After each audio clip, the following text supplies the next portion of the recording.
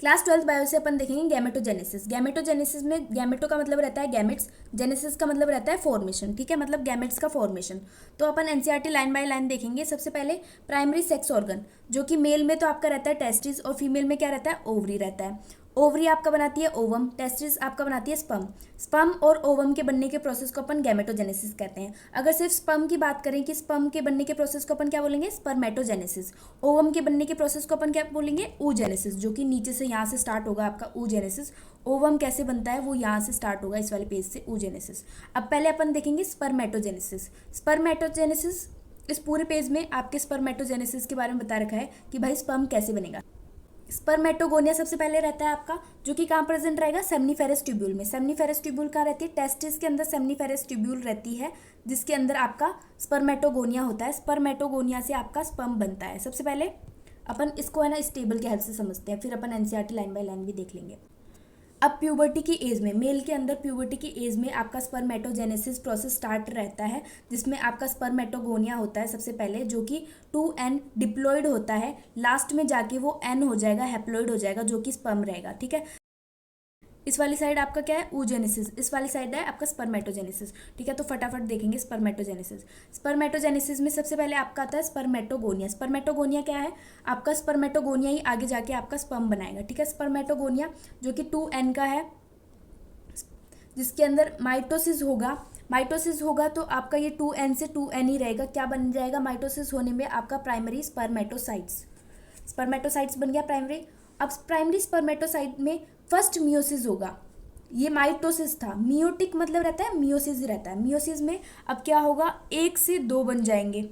ये 2 क्या बने, सेकेंडरी स्पर्मेटोसाइट्स बने, जो कि किसकी, एनप्लॉइडिटी के है, ठीक है। 2n से क्या हो गया, n हो गया, और 1 से कितने हो गए, 2 हो गए। ये वाली चीज़ आपको ध्यान में रखनी है। अब सेकेंडरी स्पर्मेटोसाइट में सेकेंड मियोसिस होगा, जिसमें से 2 से कितने बन जाएंगे, 4 बन जाएंगे। जो भी कितने हैं, 4 है, वो क्या है, हैप्लॉइड है। क्या हो गए वो, स्पर्मेट्स। स्पर्मेट्स अब किस में बन जाएंगे, स्पर्म में बन जाएंगे। किस प्रोसेस से, डिफ्रेंसिएशन। यहाँ पे कोई माइटोसिस मियोसिस नहीं होगा, डिफ्रेंसिएशन होगा, जिसमें आपके स्पर्मेट्स के नीचे क्या आ जाएगी, टेल आ जाएगी। फिर ये क्या हो गए, स्पर्म्स हो गए, ठीक है। अब मोटा मोटा देख लेते हैं। स्पर्मेटोगोनिया कहाँ रहता है, सेमनीफेरस ट्यूब्यूल में रहता है, जो कि टेस्टिस के अंदर रहती है। प्यूबर्टी की एज में अब स्पर्मेटोगोनिया जो कि 2n था, लास्ट में जाके n हो जाएगा। n क्या रहेगा, स्पर्म। ये स्पर्म और ओवम की प्लूइडिटी n ही रहती है, ठीक है, हैप्लॉइड ही रहते हैं वो, ठीक है। अब 2n था तो क्रोमोसोम कितने थे, 46 थे। और हैप्लॉइड जब रह जाता है, मतलब आधा जब हो जाता है, 2n से n हो गया, हैप्लॉइड हो गया, तो यहाँ पे क्रोमोसोम के नंबर भी आधे हो जाएंगे। 46 का आधा 23, ठीक है। तो फिर सबसे पहले स्पर्मेटोगोनिया ये हुआ। यहाँ पे क्या होगा, माइटोसिस होगा। माइटोसिस होने में प्राइमरी स्पर्मेटोसाइट्स बन गया। प्राइमरी स्पर्मेटोसाइट में फर्स्ट मियोसिस होगा। प्राइमरी से आप ऐसे याद रखो, प्राइमरी के अंदर क्या होगा, फर्स्ट रहेगा। सेकेंडरी के अंदर सेकेंड मियोसिस होगा, ठीक है। अब प्राइमरी के अंदर फर्स्ट मियोसिस हो गया। फर्स्ट मियोसिस के अंदर 1 से आपके 2 क्या बन गए, 2 सेकेंडरी स्पर्मेटोसाइट्स, जो कि एन के है, ठीक है। प्राइमरी की प्लॉइडिटी आपको याद रखना है, और स्पर्मेटोगोनिया की क्या है, डिप्लॉइड है, ठीक है। अब यहाँ से क्या हो गई, हैप्लॉइड हो गया, ठीक है। सेकेंडरी स्पर्मेटोसाइट भी हैप्लॉइड है। ये 4 स्पर्मेट, जो कि जिसके पास सिर्फ हेड था, टेल नहीं थी। फिर ये स्पर्मेट डिफ्रेंशिएशन हो गए, और स्पर्मेटोजोआ, जिसको अपन स्पर्म कहते हैं, ये बन गई एन के आपके, एन मतलब हैप्लॉइड आपका स्पर्म बन गया, ठीक है। तो यहाँ से यहाँ तक के प्रोसेस को अपन कहते हैं स्पर्मेटोजेनेसिस। और स्पर्मेट से स्पर्म्स बनना, इस प्रोसेस को कहते हैं स्पर्मियोजेनेसिस। अब एनसीईआरटी लाइन बाय लाइन देखेंगे तो आपको पूरा समझ आ जाएगा। पूरा पेज अपन ने देख लिया। स्पर्मेटोजेनेसिस, स्पर्म बनने के प्रोसेस को किससे, स्पर्मेटोगोनिया। स्पर्मेटोगोनिया जो कि रहता है आपका सेमनीफेरस ट्यूब्यूल में प्रेजेंट रहता है। इसके अंदर माइटोटिक डिवीजन होगा। माइटोटिक मतलब माइटोसिस होगा, ठीक है। जो कि अब स्पर्मेटोगोनिया के अंदर कितना था, 2n अपन ने प्लूइडी देखी थी, जिसमें कितने थे, 46। अब क्या होगा, स्पर्मेटोगोनिया में आपका होगा माइटोटिक डिवीजन, माइटोसिस होगा मतलब, और इससे बन जाएगा आपका प्राइमरी स्पर्मेटोसाइट। अब प्राइमरी स्पर्मेटोसाइट्स में मियोसिस 1 होगा, फर्स्ट मियोसिस होगा, जिसमें आपके 2 इक्वल, मतलब मैंने बोला था 2 आपके सेकेंडरी स्पर्मेटोसाइट्स फॉर्म होंगे, जो कि कैसे होंगे, एन हैप्लॉइड होंगे, ठीक है। उस डायग्राम को देखोगे तो समझ आएगा, ठीक है। तो एन हुआ तो उसकी क्रोमोजोम, सेकेंडरी स्पर्मेटोसाइट की क्रोमोजोम कितने रहेंगे, 23 क्रोमोजोम रहेंगे दोनों के पास। अब ये सेकेंडरी स्पर्मेटोसाइट बाद में सेकेंडरी स्पर्मेटोसाइट में क्या होगा, सेकेंड मियोसिस होगा, जो बन जाएंगे आपके स्पर्मेट। अब स्पर्मेट्स बाद में कन्वर्ट होंगे आपके स्पर्मेटोजोआ में, जो कि स्पर्म रहते हैं। इस प्रोसेस को अपन कहते हैं स्पर्मियोजेनेसिस, ठीक है। स्पर्मियोजेनेसिस की डेफिनेशन की फॉर्मेशन ऑफ स्पर्मेटोजोआ फ्रॉम स्पर्मेट्स। अब यहाँ पे एक और मैंने ये चीज़ क्या लिखी है कि आपके ये स्पर्मेटोजेनेसिस प्रोसेस मतलब स्पर्म बनने का प्रोसेस प्यूबर्टी पे बॉयज़ के अंदर स्टार्ट होगा और चलेगा फुल लाइफ, जब तक वो उनकी मतलब बुढ़ापा आ जाता है, जब भी आपका स्पर्मेटोजेनेसिस प्रोसेस चलता है, स्पर्म बनने का प्रोसेस चलता है मेल्स के अंदर, ठीक है। अब ये पूरा हो गया, यहाँ तक अपन ने प्रोसेस देख लिया स्पर्मेटोजेनेसिस। स्पर्मिएशन का मतलब क्या रहता है कि आपका जैसे आपके स्पर्म किस में बने, सेमनीफेरस ट्यूब्यूल में बने थे स्पर्म, ठीक है। तो सेमनीफेरस ट्यूब्यूल से आपके स्पर्म जब रिलीज होंगे, आगे जाएंगे, तो उस प्रोसेस को अपन कहते हैं स्पर्मिएशन। मतलब स्पर्म का सेमनीफेरस ट्यूब्यूल से रिलीज होना स्पर्मिएशन कहलाता है।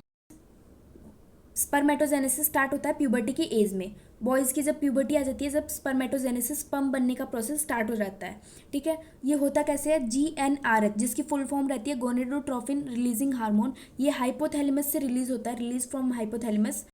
GnRH रिलीज हो गया हाइपोथैलेमस से, इसलिए इसको अपन हाइपोथैलेमिक हार्मोन भी कहते हैं, क्योंकि ये हाइपोथैलेमस से रिलीज होता है। फिर ये वाला हार्मोन एक्ट करेगा, GnRH एक्ट करेगा एंटीरियर प्यूटिटरी, याद रखना एंटीरियर नॉट पोस्टीरियर, ठीक है। एंटीरियर प्यूटिटरी पे एक्ट करेगा। फिर ये एंटीरियर प्यूटिटरी दो हार्मोन रिलीज करेगी, एक LH और एक FSH, जो कि क्या है, आपके गोनेडोट्रोपिन है, ठीक है। GnRH एक्ट किया एंटीरियर पिट्यूटरी ग्लैंड में, जो कि सीक्रेट करेगी LH और FSH, ये दोनों क्या है, गोनेडोट्रोपिन्स है, ठीक है। अब इनका वर्क देखो अलग अलग। जो LH हार्मोन है, इनकी फुल फॉर्म भी याद रखना, ठीक है, follicular stimulating hormone FSH। LH act करेगा लीडिंग सेल्स पे, फिर लीडिंग सेल क्या करेगी, सीक्रेट करेगी एंड्रोजन का। ये एंड्रोजन किस काम में रहता है, हेल्प करता है आपका स्पर्मेटोजेनेसिस, स्पर्म बनाने के प्रोसेस में हेल्प करता है, ठीक है। फिर FSH आपका एक्ट करेगा सर्टोली सेल्स पे। सर्टोली सेल्स किस में हेल्प करेगी आपका, कौन से प्रोसेस में, स्पर्मियोजेनेसिस, मियो है, स्पर्मेट से स्पर्म्स बने तो स्पर्मियोजेनेसिस। स्पर्मेटोगोनिया से आपके स्पर्म बने तो स्पर्मेटाजेनेसिस, ठीक है। अब यहाँ से ये पढ़ लेते हैं। अब ये स्पर्म का स्ट्रक्चर ही है पूरा, है ना, कि इसमें क्या आ जाता है, एक हेड आ जाता है, एक नेक आ जाता है, एक मिडल पीस आ जाता है, एक टेल आ जाता है। तो अपन डायग्राम से ही पूरा देख लेते हैं। ये एक्रोसोम, एक्रोसोम क्या रहता है कि आपका इसमें आपके इंजाइम फिल्ड रहते हैं, जो कि हेल्प करते हैं फर्टिलाइजेशन में। जैसे कि ओवम रहेगा, ओवम के अंदर ऐसे अंदर एंट्री मारने में आपका हेल्प करेगा ये एक्रोसोम, ठीक है। ऐसे इंजाइम रहते हैं जो कि फर्टिलाइजेशन में हेल्प करते हैं, ठीक है, मोटा मोटा ये याद रख लो। फिर यहाँ पे ये एक नेक होगी, एक हेड होगा, ये टेल हो गई, जो कि किस में हेल्प करती है, मूवमेंट में। अब मिडल पीस के अंदर माइट्रोकॉन्ड्रिया फिल्ड रहते हैं, जो कि आपके माइट्रोकॉन्ड्रिया किस में हेल्प करते हैं, एनर्जी प्रोवाइड करते हैं, ठीक है। एनर्जी प्रोवाइड करेंगे तो आपका टेल का मूवमेंट हो जाएगा, ठीक है। ये इधर वही बात आ गई, इंजाइम के बारे में लिख दिया कि ओवम के फर्टिलाइजेशन में हेल्प करता है, ठीक है। अब ये वाली चीज़ तो मैंने बताई दी। स्पर्म कैसे रहते हैं, हैप्लॉइड रहते हैं, ठीक है, एन रहता है, ओवम भी हैप्लॉइड ही रहता है। जब स्पर्म और ओवम दोनों एन मिल जाते हैं तो क्या बनता है, जाइगोट बनता है। जाइगोट क्या रहता है, डिप्लॉइड रहता है, ठीक है। अब ये वाली चीज़ भी हो गई। ये वही है कि माइट्रोकॉन्ड्रिया प्रेजेंट रहते हैं मिडल पीस में, जो कि आपके एनर्जी प्रोवाइड करते हैं ताकि स्पर्म की टेल में मूवमेंट आ सके और वो ओवम के पास जा सके, ठीक है। तो अब यहाँ से देखते हैं, ये काफ़ी थोड़ा सा ध्यान में रखने वाली चीज़ है, ठीक है। तो ह्यूमन मेल में पर इजैकुलेशन में कितने स्पर्म्स रिलीज होते हैं, 200 से 300 million sperms during a coitus, ठीक है। तो अब इसका मतलब क्या रह गया कि जो मेल हो रहता है, अगर एक बार पेनिस जब वजाइना के अंदर जाएगा तो सीमन डिपॉजिट करेगा। सीमन के अंदर, सीमन क्या रहता है कि आपका जिसके अंदर स्पर्म्स भी रहते हैं, सेमिनल प्लाज्मा भी रहता है, ठीक है। एक जो लिक्विड रहेगा, लिक्विड के अंदर लिक्विड क्या रहेगा, सेमिनल प्लाज्मा, जिसके अंदर स्पर्म्स होए, जो कि क्या कहलाएगा, सीमन कहलाएगा, ठीक है। पर इजैकुलेशन में मतलब एक बार में जो सीमन जाएगा उसके अंदर कितने स्पर्म्स होंगे, 200 से 300 मिलियन, ठीक है। डूइंग अ कोइटस, कोइटस का मतलब रहता है सेक्सुअल एक्टिविटी, ठीक है। तो 200 से 300 मिलियन स्पर्म गए, ठीक है, एक बार में। तो फिर उसका क्या मतलब रहा कि इसमें से ये पूरे 100% है, 200 से 300 मिलियन को अपन ने पूरा 100% मान लिया, इसमें से 60% रहेंगे जो कि कैसे रहेंगे, जिनका परफेक्ट शेप एंड साइज रहेगा, ठीक है। अब और उसमें से 40% के पास क्या रहेगा, आपके पास मूवमेंट रहेगा, 40% जिसमें से मूव कर पाएंगे, ठीक है। तो अब ये इसमें कहना क्या चाहता है, ये कहना चाहता है कि ये 200 से 300 मिलियन का 100%, जिसमें से 60% के पास क्या रहेगा, परफेक्ट शेप एंड साइज रहेगा। अब 60% का 40%, 60% का 40% कितना होगा, 24% होगा, ठीक है, निकाल लेना कैलकुलेट करके। तो इसमें क्या रहेगा, 24% ही स्पर्म ऐसे रहेंगे जिनके पास शेप भी है और मूवमेंट भी है, ठीक है, शेप साइज एंड मूवमेंट दोनों चीज़ है। इसका डीपली मतलब तो यही रहता है इस एनसीईआरटी लाइन का, पर आप अगर मोटा मोटा याद रखोगे तो भी काम चल जाएगा कि एक क्वाइटस के अंदर आपके 200 से 300 मिलियन स्पर्म रिलीज हुए, जिसमें से 60% के पास तो शेप एंड साइज है और 40% के पास मोटिलिटी है। इस वाले पैराग्राफ में इतना कुछ खास नहीं है, यही है कि पाथवे ऑफ स्पर्म है थोड़ा सा, कि सबसे पहले स्पर्म यहाँ पे जाएगा, फिर यहाँ पे, फिर सेमिनल वेसिकल में, फिर प्रोस्टेट ग्लैंड में, फिर जाके आगे रिलीज हो जाएगा। ये वाली चीज़ पीछे पढ़ ली होगी आपने, ठीक है। अब सेमिनल प्लाज्मा और स्पर्म दोनों, अगर एक फ्लूइड है जिसमें ये सेमिनल प्लाज्मा, इसके अंदर स्पर्म हुए तो इस पूरे को अपन सीमन बोलते हैं, ठीक है। ये वाली लाइन थोड़ी सी ध्यान में रख लेना कि एंड्रोजन का क्या फंक्शन रहता है। अब यहाँ से अपन oogenesis पढ़ेंगे।